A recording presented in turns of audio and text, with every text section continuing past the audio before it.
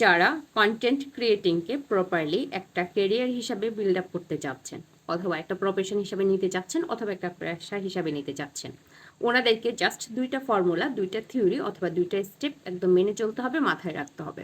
আসসালামু আলাইকুম, কেমন আছেন সবাই? আশা করছি সবাই খুব ভালো আছেন, যিনি বা যারা যেখান থেকে এই মুহূর্তে আমার ভিডিওটি দেখছেন।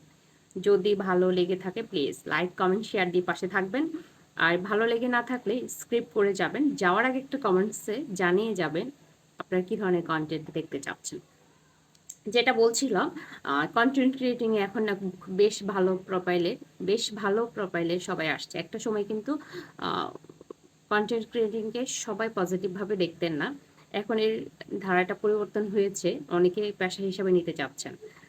যারা পেশা হিসেবে নিতে চাচ্ছেন ওনাদেরকে জাস্ট দুইটা থিওরি, দুইটা ফর্মুলা, দুইটা গাইডলাইন এগুলো মাথায় রাখতে হবে, মেনে চলতে হবে। ওই দুইটা স্টেপ কি? ওই দুইটা স্টেপ হচ্ছে, ধরেন আপনি কন্টেন্ট ক্রিয়েটিংকে পেশা হিসেবে নিতে চাচ্ছেন, তার মানে কন্টেন্ট ক্রিয়েটিং থেকে যে উপায়ে আপনার ইনকাম সোর্সগুলো আছে ওগুলো খুঁজে নিতে হবে। যেহেতু আপনি ক্যারিয়ার হিসেবে নিচ্ছেন, এখানে আপনি সময় দিচ্ছেন, আপনার দৈনন্দিন সময়গুলো এর পিছনে ব্যয় করছেন, এর থেকে আপনার প্রপারলি যদি কোনো বেনিফিট না পান, তাহলে এই কাজের প্রতি আপনার আগ্রহ থাকবে না। সেক্ষেত্রে এখান থেকে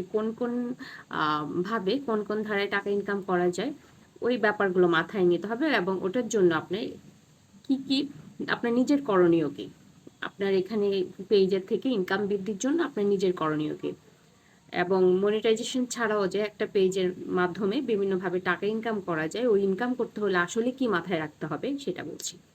প্রথমত হচ্ছে, ধরেন এটা আমার ক্যারিয়ার, এখানে আমি সময় দিচ্ছি, এখান থেকে অবশ্যই আমি বেনিফিটেড হতে চাচ্ছি, না হলে আমি এখানে সময় দিতাম না, কারণ আমার এত সময় নাই প্রতিদিন এখানে একদম নিয়ম করে রুটিন করে সময় দেওয়ার মতো।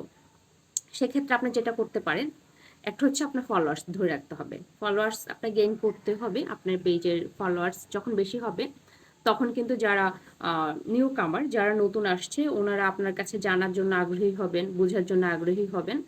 আর দ্বিতীয়ত হচ্ছে, আপনাকে ভিউটা ধরে রাখতে হবে। মানে ফেসবুক পেজের প্রাণ হচ্ছে মানে পেজ টিকে থাকে ফলোয়ার্স এবং ভিউর মাধ্যমে। আপনার পেজে ফলোয়ার্স তো থাকতে হবে, একই সঙ্গে ভিউটা ধরে রাখতে হবে।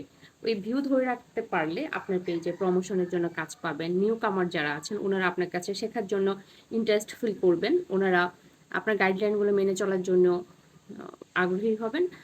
এর মাধ্যমে ওনারা আগ্রহী হলে কি হবে জানেন, আপনি কোর্স করাতে পারবেন, আপনার যে কাজের অভিজ্ঞতাগুলো ওগুলো শেয়ার করতে পারবেন, পেইড কোর্স করতে পারবেন। তো সেজন্য যারা আসলে ক্যারিয়ার হিসেবে নিতে চাচ্ছেন, পেজের থেকে কি উপায়ে টাকা ইনকাম করা যায়, ওই যে বলে দিলাম, পোস্ট করাতে পারবেন, প্রমোশন। আপনার কাছে যদি কেউ প্রমোশনের জন্য আসেন, ওনারা কিন্তু আগে দেখবেন আপনার পেজে ভিউ কেমন।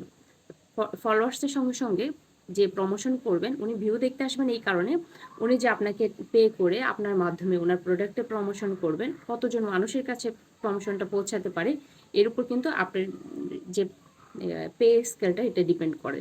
সেজন্য ভিউ এবং ফলোয়ার্স দুটোই মাস্ট ইম্পর্টেন্ট। দুটোই হচ্ছে পেজের অক্সিজেন, দুটোই হচ্ছে পেজের জান প্রাণ যাই বলেন। ধন্যবাদ সবাইকে, ভালো থাকবেন। আবারও বলছি, যদি ভিডিওটি ভালো লেগে থাকে প্লিজ লাইক, কমেন্ট, শেয়ার দিয়ে পাশে থাকবেন। আল্লাহ হাফিজ।